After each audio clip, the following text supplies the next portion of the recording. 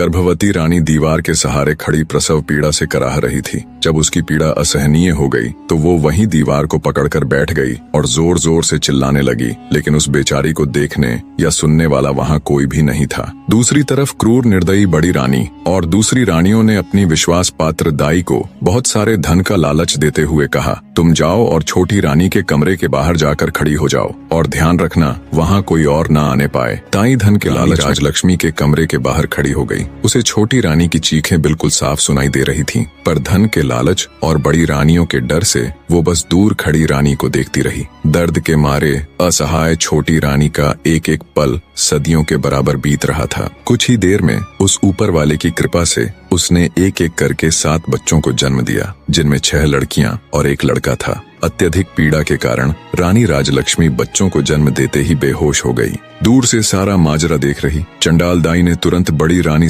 एक औरत के गर्भ से क्या कभी किसी पत्थर को जन्म लेते देखा है? बच्चा तो अवश्य हुआ होगा। इतना कह रानी राजलक्ष्मी रोते हुए बड़ी रानी से बोली, दीदी कह दो कि ये झूठ है, कह दो कि ये एक मजाक है, कह दो कि आप सब ने मुझसे झूठ कहा है। मेरे बच्चे कहाँ हैं? मुझे अब जल्दी से उनसे मिलवा दो। अब मुझसे ये सब बर्दाश्त नहीं हो रहा। छोटी रानी की बात सुन बड़ी रानी आंखें तरेरते हुए गुस्से में बोली, क्या बक रही हो तुम? हम क्यों तुम्हारे साथ मजाक करेंगे? ये पत्थर ही है जिसे तुमने जन्म दिया है। इतना कहते हुए उन्होंने उन ईंट और थैले में भर कर रख दिया। अब बड़ी रानियों को इंतजार था तो बस राजा के आने का। छोटी रानी बेचारी खून का घूंट पीकर रह गई। भला उस अकेली की उन 6 रानियों के आगे क्या चलनी थी? दुष्ट रानियों ने पूरे महल में ये बात फैला दी कि छोटी रानी ने बच्चों के बदले ईंट और पत्थरों को जन्म दिया है। कुछ समय बाद राजा जय सिंह भी युद्ध जीतकर अपने राज्य में पधारे, पर जब वो अपने राज्य में लौटे तो प्रजा को देख हैरान थे। जिस प्रजा को उनके युद्ध खुशियां मनानी चाहिए थी, नाचना गाना चाहिए था, उन सब